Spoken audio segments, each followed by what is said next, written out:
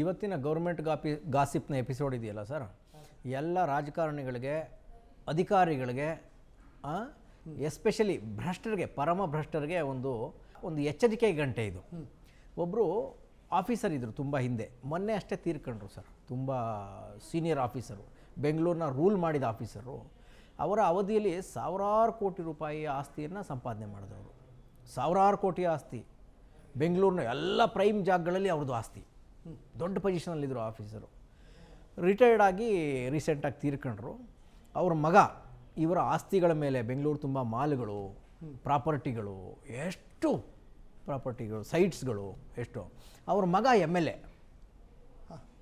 ಆಫೀಸರ್ನ ಮಗ MLA.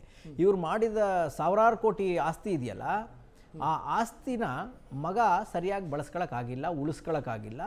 ಯಾಕೆಂದರೆ ಅವ್ರು ದುಡ್ದಿದ್ದು ಅಲ್ಲಲ್ಲ, ಅದು ದುಡ್ದವ್ರಿಗೆ ಮಾತ್ರ ಗೊತ್ತಿರ್ತದೆ ಅದನ್ನು ಹೆಂಗೆ ಉಳಿಸ್ಕೊಳ್ಬೇಕು, ಅದನ್ನು ಹೆಂಗೆ ಬೆಳೆಸಬೇಕು ಅಂತ.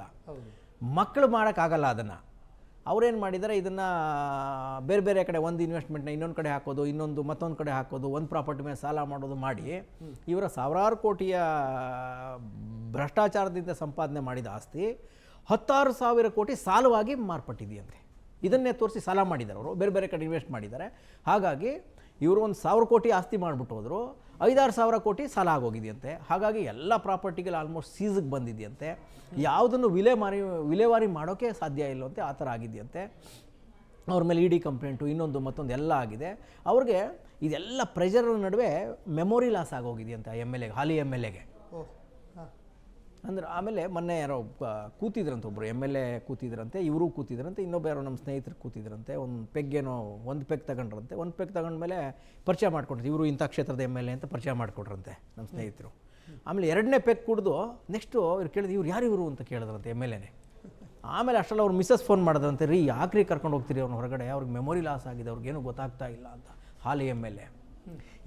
ಇದು ಇವತ್ತಿನ ಗಾಸಿಪ್ನಲ್ಲಿ ನಾವು ತಗೊಂಡಿರುವ ನಿಜವಾದ ಸುದ್ದಿ. ಇದರ ಏನೋ ಸಾರ ಏನು ಅಂತ ಹೇಳಿದ್ರೆ, ಈಗಿನ ಹಾಲಿ ಅಧಿಕಾರಿಗಳು ಅಷ್ಟೇ, ಹಾಲಿ ಇರುವ ರಾಜಕಾರಣಿಗಳು ಅಷ್ಟೇ 100 ಎಕರೆ ಮಾಡ್ತಾ ಇದ್ದಾರೆ, 200 ಎಕರೆ ಮಾಡ್ತಾ ಇದ್ದಾರೆ, 100 ಕೋಟಿ ಮಾಡ್ತಾ ಇದ್ದಾರೆ, 200 ಕೋಟಿ ಮಾಡ್ತಾ ಇದ್ದಾರೆ. ಪವರ್ ಸಿಕ್ತು ಅಂತ ಹೇಳಿದ್ರೆ, ಯಾವ ರೀತಿಯ ಸಿಸ್ಟಮಲ್ಲಿ ಇದ್ದೀವಿ ನಾವು ಅಂತ ಹೇಳಿದ್ರೆ, ಎಷ್ಟು ಬೇಕಾದ್ರೂ ಹಣ ಮಾಡ್ಬೋದು ಅನ್ನೋ ಪರಿಸ್ಥಿತಿ ನಿರ್ಮಾಣ ಆಗೋಗಿದೆ. ಫೈನಲಿ ಏನಾಗ್ತಾ ಇದೆ, ಇವರು ಹಣ ಮಾಡ್ತಾ ಇದ್ದಾರೆ. ಯಾವ ಹಂತಕ್ಕೆ? ತನ್ನ ಮಕ್ಕಳು ಸೂಸೈಡ್ ಮಾಡ್ಕೊಳ್ಳೋ ಹಂತಕ್ಕೆ. ಯಾಕೆಂದ್ರೆ ಅದನ್ನು ನಿಭಾಯಿಸೋಕ್ಕಾಗದೆ ಅವ್ರ ಮಕ್ಕಳು ಸಾವಿಗೆ ಮೊರೆ ಹೋಗಬೇಕು, ಅಥವಾ ಯಾವುದೋ ಫ್ರಸ್ಟ್ರೇಷನ್ಗೆ ಹೋಗಿ ಇನ್ನೊಂದೇನೋ ಮಾಡ್ಕೋಬೇಕು. ಇವ್ರು ಮಾಡಿರೋ ಪ್ರಾಪರ್ಟಿ ಬಹುಶಃ ಅವ್ರ ಮಕ್ಕಳು ಎಂಜಾಯ್ ಮಾಡೋದಕ್ಕಾಗೋದಿಲ್ಲ, ಮತ್ತು ಅದು ಯಾರ್ದೋ ಪಾಲಾಗುವ ಎಲ್ಲ ಸಂಭವಗಳು ಇದೆ.